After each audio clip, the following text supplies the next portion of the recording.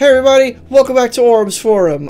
Today we're going to be talking about decompression storytelling. You like how we're getting right into things? I've already said the name of the topic, holy shit. So anyway, decompression storytelling is something that I talked about a lot in the Bendis episode, and the episodes leading into the Bendis episode.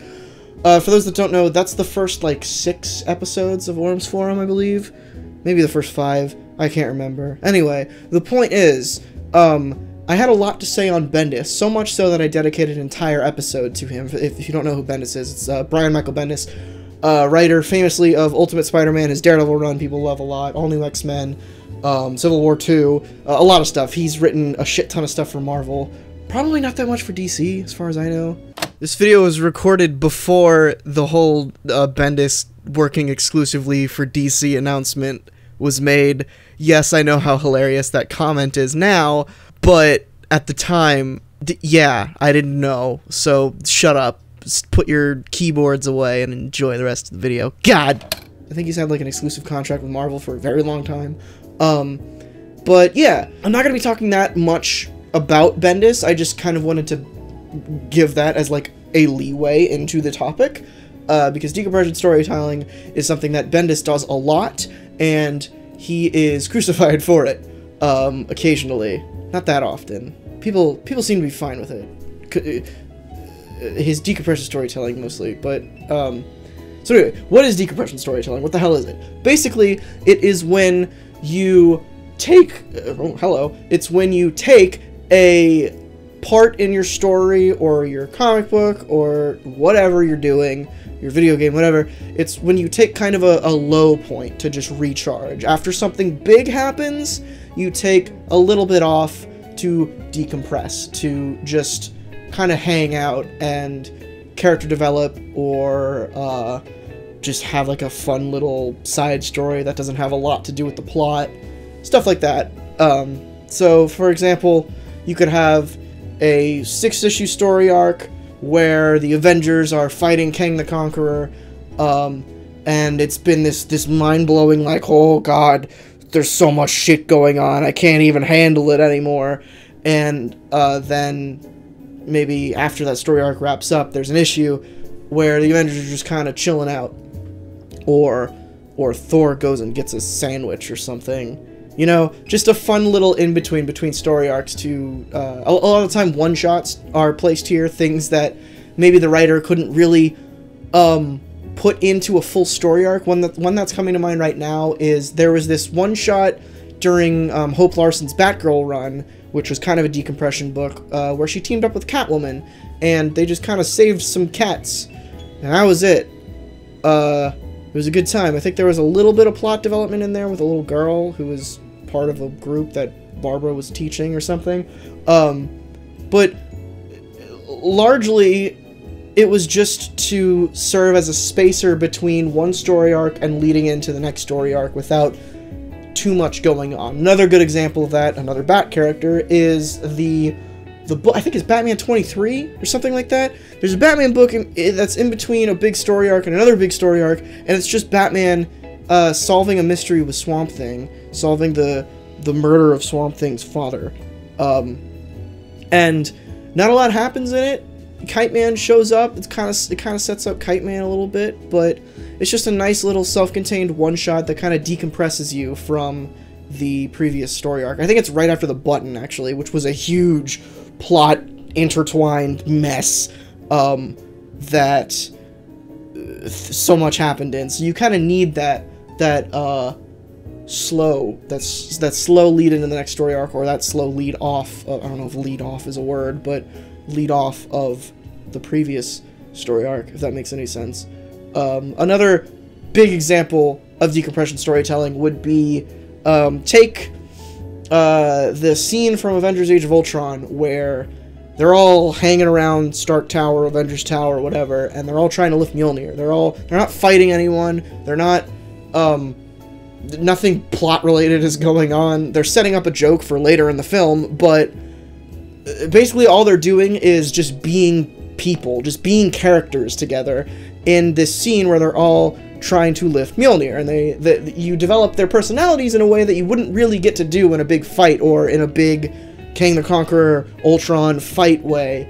And it's a very clever thing. It's a very fun thing that I don't think we see a lot of, and I think that's a problem. Decompression storytelling is something that I personally love a lot. When you have a lot of it, when it's all you do, the Bendis style, it gets a little irritating sometimes. That's one big criticism about Bendis, which, again, go watch the Bendis episode if you want to hear more about this, but he's basically decompressing all the time, and that's a problem when you're making a monthly comic book issue, because if nothing happens every month in your comic book, nobody's gonna read it. People are gonna get frustrated, because you read it in trade and you're like, oh cool, one issue, it's decompressing, whatever, move on. But month to month, you're like, oh god, we're still decompressing? We fought Venom 12 issues ago, come on guys, let's pick up the pace here. So yeah, my stance on decompression storytelling is mostly that I like it. When Bendis gets a hold of it, sometimes it's a little iffy. But again, that's just a problem of month to month. I went into a whole thing about how Bendis is better writing for the trade and not issue to issue and continuity and all. It's unimportant. It's not a thing that we're gonna talk about in this episode of AURAM'S FORUM. Bendis is gone. His baby bald head is elsewhere, so we're gonna move on from him. But what we're gonna move on to is my idea for having more decompression storytelling in superhero comics, specifically superhero comics, because I feel like this is a thing that already happens a lot in slice of life indie type stuff, and that is the scene from Avengers Age of Ultron that I talked about, where they're sitting around having a fun time. I want more of that. I want a book. Imagine this. Imagine a book where it is every single issue takes place right after a big battle. You never see a fight. Every issue is 23 pages of them coming back from a fight, just hanging out, doing some stuff, and then going to another fight. You never see the fights. Maybe the fights canonically take place in other books. Maybe they're completely irrelevant and you never see them and that's not the point. Or those are the only two options, actually. I don't know why I was leading into a third option there. There's not a third option. But yeah, I think that'd be a lot of fun. We could get character interactions that you don't normally see in fights. You could get character development, like I talked about, that you don't normally get to do in big fights or big comic books. It's something that I think we desperately need, especially in DC, because in DC, and if they don't want to do this, that's their prerogative, but in DC, their kind of whole point is that their characters are gods. They're better than us. They're not us. They're better than us. And however you might be like, no, that's not true. I am Batman. You're not. Calm down. I'm Superman. You're not. Stop. You could be Spider-Man, but you can't be Superman. The reason I say that DC desperately needs something like this is not because they're doing poorly right now, because they're clearly not. I think it could humanize the DC characters in a way that no other book can. I'm going to use Tom King's Batman again as an example here, because I'm just thinking of it because it's great. There's an issue, I forget which issue it is. It's towards the beginning of the series where they all, in their like normal alter egos, Bruce Wayne, Dick Grayson, all that, they all go out to this like Bat Burger place. It's like a Batman themed burger restaurant, and Bruce obviously hates it, and the rest of them are teasing him about it. And it's just a fun, nice little character interaction between the four characters here that we don't normally get to see, and it was a big treat to get to see something like that. And I loved every bit of it. Among the just developing the world of Gotham, seeing that Batman-themed restaurant was a lot of fun, developing the interactions between these characters that, frankly, we do get to see a lot in the Batman mythos because they're Batman characters, but we don't get to see it in that way. Normally they're just fighting each other or fighting other people. They're not just talking. And of course they eventually started talking about plot stuff, but there was time there where they were just talking about themselves and their lives, and it was a good time. They were just joking with each other. And that's fun. Well, joking at each other, kind of, but Anyway, I don't even know, you don't need to humanize every character in the world. Sometimes it's the point that they're not human, we don't need to relate to them. And that's fine. But show that. Show, like, cement that better. Put that in, like, put a character like Superman, well, he's kind of relatable. I'm trying to think of a character that's not, it's a Cyborg. He's not super relatable. He's kind of cold, heartless, and doesn't really do much. Put him in a decompression book where they're just hanging out playing Catan or something, and he's just like sitting there, not having any fun at all. He's just analyzing, going through the numbers in his head. He's like, what am I gonna do? What's next? What's the game plan?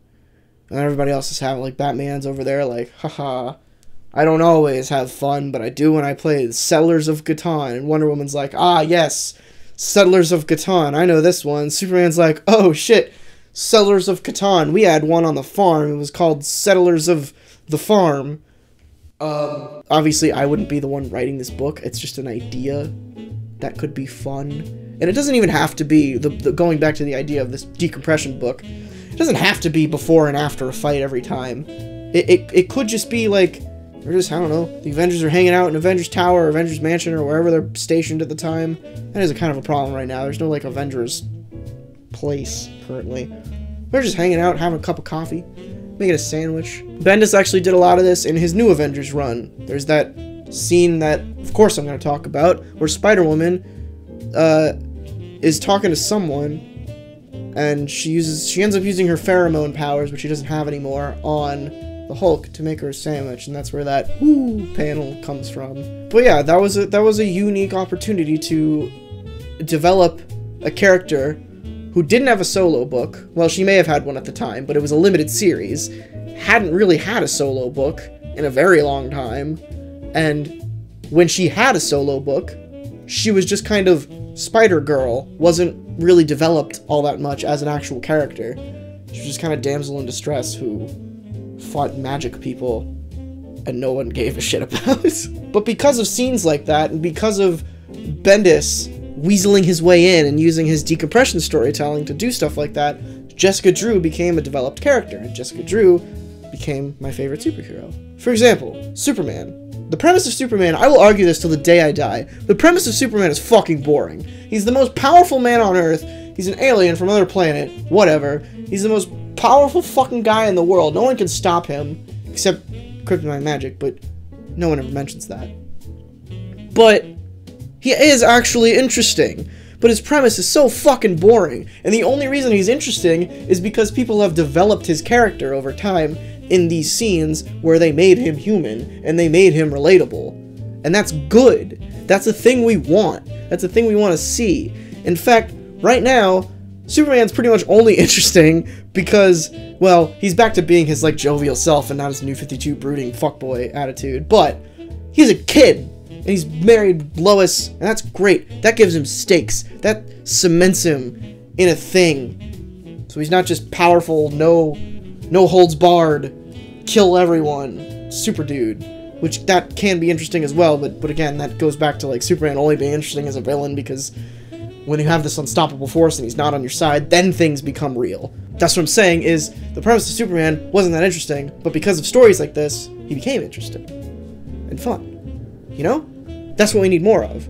Because we wouldn't know about characters' interrelations and what they do on their off time. People are interested in that. Makes your characters feel more real. Makes them feel more tangible. We know they're not in the back of our head, but when you do these things, it makes your story that much better.